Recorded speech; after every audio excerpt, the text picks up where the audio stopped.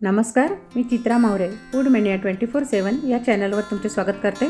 आज मी करणार आहे पेरूचे सरबत। गुलाबी पेरू इथे घेतलेले आहे। खूप कच्चे किंवा खूप पिकलेले पेरू नाही आहे, मीडियमच पेरू घेतलेले आहे। 1 किलो पेरू, एक वाटी साखर आणि 2 लिंबांचा रस एवढंच टाकून आपल्याला मिक्सरने फिरवून घ्यायचं आहे। थोडी थोडी साखर टाकून फिरवून घ्यायचं आहे। बिया न काढताच आपल्याला फिरवायचं आहे आणि गाळणीने गाळून घ्यायचं आहे। बिया गाळणीवर राहून हा पल्प तयार होतो। पल्प कंटेनरमध्ये भरून डीप फ्रीझरमध्ये ठेवावा, वर्षभर टिकतो। 1 ग्लास सरबत बनवण्याकरता 2 चमचे पल्प आणि 1 ग्लास पाणी, अर्धा चमचा जिरे पावडर, अर्धा चमचा काळ्या मिरी पावडर टाकून मिक्सरने फिरवावं किंवा फक्त चमच्याने फिरवलं तरी चालेल आणि गरज वाटल्यास लिंबूचा रस आणि साखर टाकावी।